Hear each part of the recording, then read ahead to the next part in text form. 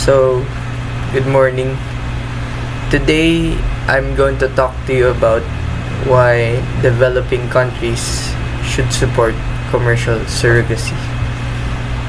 First of all, what is surrogacy?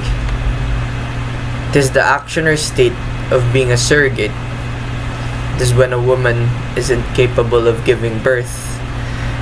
Then they ask another woman who is capable of giving birth to carry their own child. At first, I was having doubts on which side to support because some of these countries might have diseases, and when they give in on being a surrogate mother. However, if you think about the positive side of this, it helps more developed countries to have a surrogate mother from a developing country, since most developing countries are overpopulated.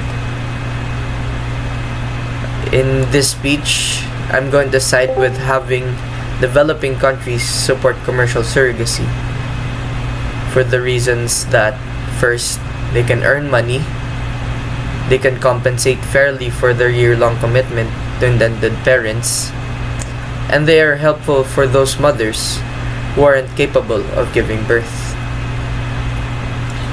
Okay, first off, they can earn money. Being a surrogate mother means that you're willing to carry a child of another woman, and commercial surrogacy is really expensive. Since the woman isn't capable of giving birth, the family is willing to pay the fees of commercial surrogacy, because in some countries, surrogacy is really expensive. But some people are willing to spend a lot of money to have their own child. This is an advantage to people from developing countries, since they can make money and invest for their own needs. Aside from money, they can help the family that is in need of the child.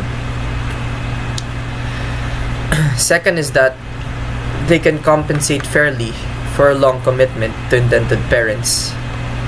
This means you gain more physical and emotional feelings while being in a state of pregnancy, and to grow closer with the family that you're supporting as a surrogate mother. While developing countries who are certified to be a surrogate mother, they can have more connections with the soon-to-be parents that want her to be the surrogate mother. More connections means that they can have someone to support them when they're the ones who are in need. And lastly, they are helpful for those people or for those mothers who are incapable of giving birth. Of course, there are a lot of women out there who wants to be mothers one day, but sadly they're not capable of being one due to disorders and such. A good way is having a surrogate mother, aside from adopting. Being a surrogate mother of a woman who isn't capable of giving birth could mean a lot to her, because she is expecting a child to be carried by another woman. A lot of women out there want to be mothers, and some aren't capable, but with a little help from another person, they could make their dream come true of being a surrogate mother. So in the end, I think it's a really good thing that developing countries should support commercial surrogacy, for the reasons that they can earn money, they can compensate for a year-long commitment, and they can help those mothers who aren't capable of giving birth.